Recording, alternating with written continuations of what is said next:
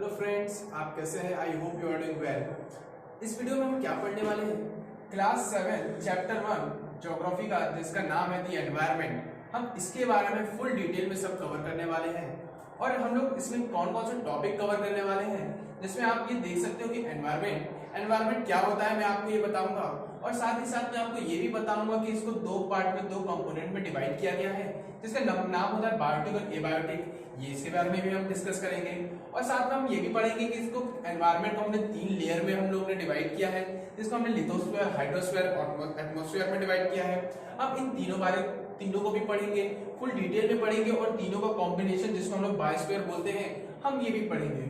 और साथ में कुछ जाते जाते कुछ न्यू टॉपिक जो आपके बुक में लिखी गई है, जिसको मैं वो भी कवर करवा दूंगा, क्योंकि ह्यूमन एनवायरनमेंट से आप क्या समझते हैं, हम ये भी थोड़ा डिस्कस करेंगे। और साथ में लास्ट में फूड साइकिल भी थोड़ा डिस्कस कर लेंगे, जिसमें कुछ 2 वर्ड्स आते हैं, जो फाइटोप्लैंक्टन और जूप्लैंक्टन। हमको ये चीजें बस पढ़नी है, ठीक है। और इस तरीके से हमारा पूरा ये ओवरऑल चैप्टर एंड हो जाएगा, ठीक है। हम लोग स्टार्ट करते हैं एक बार डिटेल में, हम लोग फिर से देखना स्टार्ट करते हैं कि एनवायरनमेंट को हम लोग कैसे पढ़ेंगे, और ये साथ में ये चीजें मैं जाके जूप्लैंक्टन में खत्म करूंगा। अच्छा, चलो लेट्स स्टार्ट।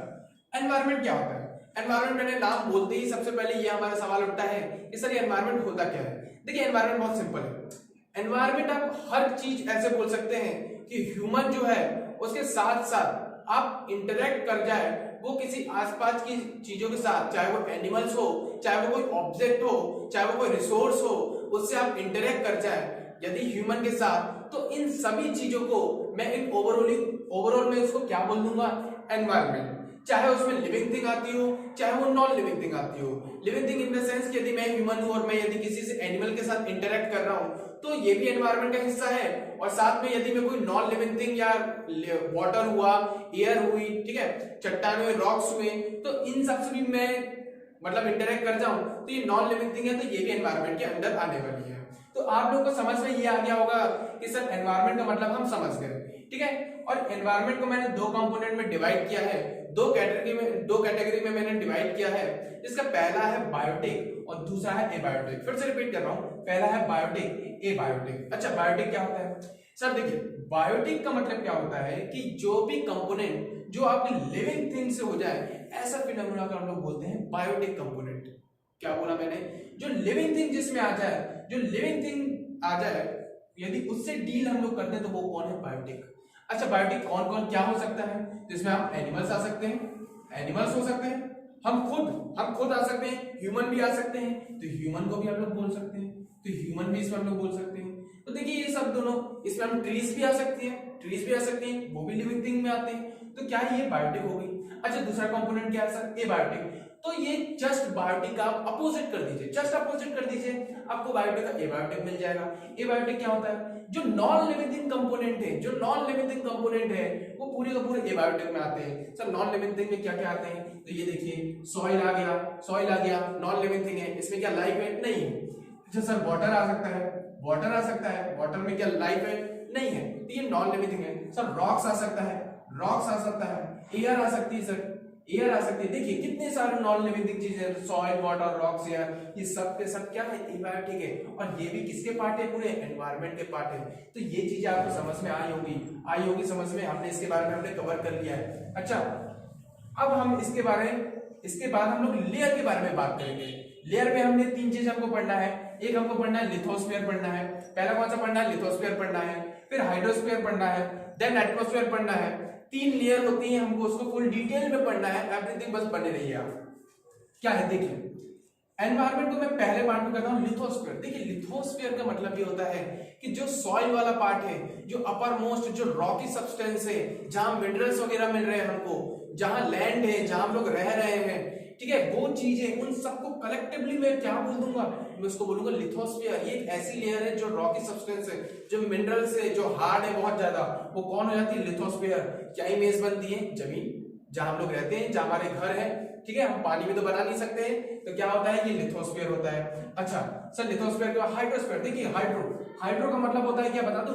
हाइड्रोस्फीयर का मतलब होता है वाटर, पानी, और पानी जो होता है, और हाइड्रोस्फीयर तो मतलब कि जो वाटर का जो पूरा लेयर है, जो आप ओशियन देख रहे हैं, जो आप रिवर देख रहे हैं, जो लेक्स देख रहे हैं आप, ये एवरीथिंग जितनी भी वाटर बॉडी आप देख रहे हैं वो किसके अंडर आ जाएगा?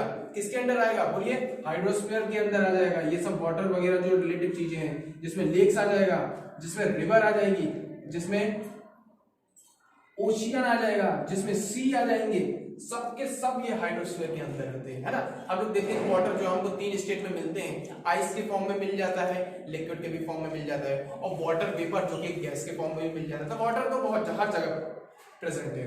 अच्छा, उसके बाद एक बहुत ज्यादा इंपॉर्टेंट आता है जिसको हमने एक नाम दिया एटमॉस्फेयर। एटमॉस्फेयर, हम लोग कहाँ रह रहे हैं?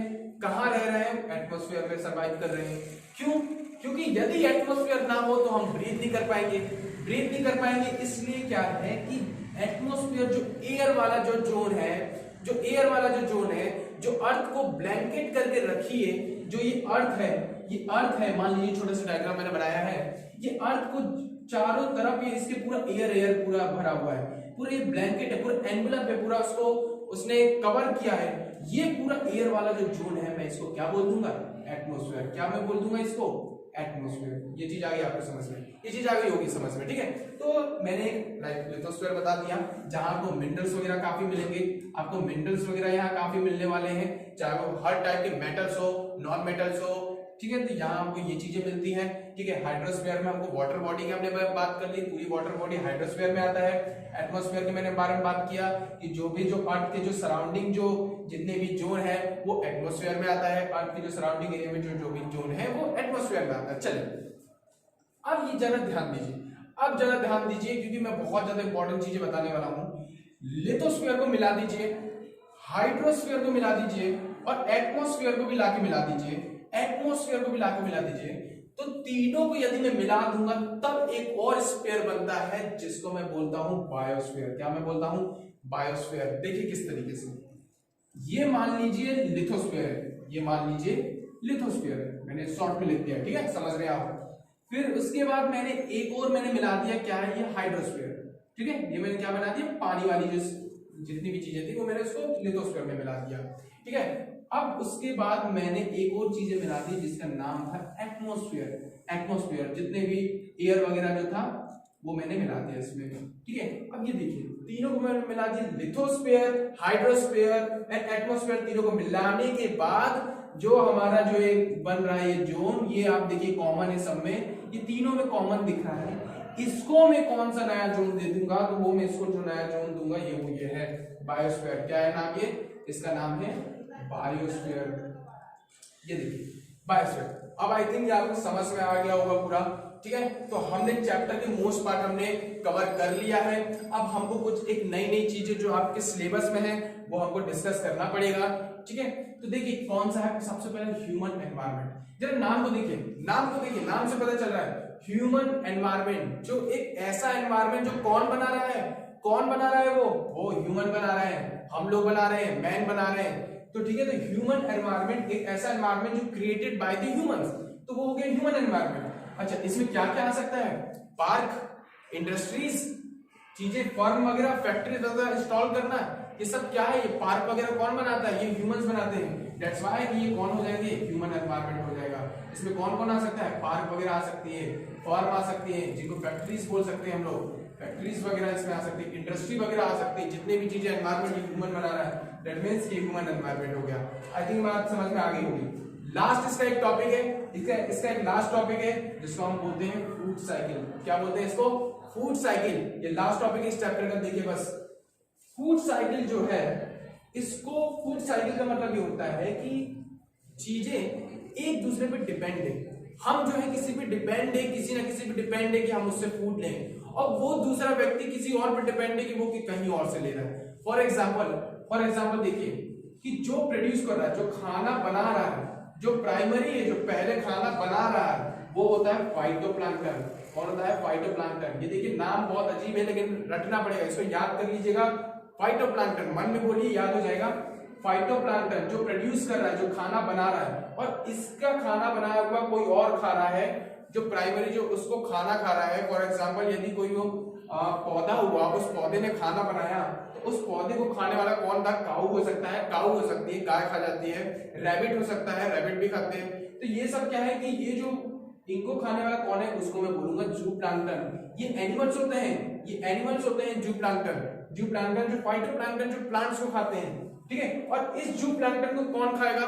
आगे चलेंगे तो और भी कोई खा सकता है। काऊ को लॉयन खा जाए, काऊ को कोई फॉक्स खा जाए, काऊ को कोई और खा जाए। तो आप देखिए कि प्लांट्स पे कौन निर्भर था? हमारा काऊ निर्भर था। और काऊ पे कौन निर्भर था? हमारा लॉयन निर्भर था। तो सबके सब फूड चेन जो आप देख रहे होंगे ना कि सब लोग एक दूसरे पे डिपेंड है, और इन्हीं पर हम भी डिपेंड है, हम भी इन पे डिपेंड है, हम भी पौधे खाते हैं, हम भी जो है नॉन वेजिटेरियंस होते हैं वो भी ये सब भी खाते हैं। तो डेट्स व्हाई कि ये होता है फूड साइकिल, कि यदि मैंने किसी को तोड़ दिया तो ये आपस में डिपेंड नहीं हो पाएंगे और ये आपस में इनको सरवाइव करने में प्रॉब्लम आ सकती है। दैट्स व्हाई कि मैंने इसको क्या बोला? Food cycle. और ये फाइटोप्लैंक्टन जो प्लांट्स होते हैं जो प्रोड्यूस करते हैं, आप नॉर्मल भाषा में याद कर लीजिए, और जो जूप्लांक्टन जो कि एनिमल्स होते हैं, ठीक है, जो कंज्यूम करते हैं। ये प्रोड्यूस करते हैं तो ये क्या करेंगे? कंज्यूम करेंगे, ठीक है, ठीक है। इसी तरीके से आप बने रहिए। ये चैप्टर का द एंड होता है। मैं हम लोग इसके आगे भी और भी आगे के डिटेल्स में हम लोग पूरी स्टडी को, पूरे चैप्टर को कवर करेंगे। आप बस बने रहिए। Thank you and have a nice day.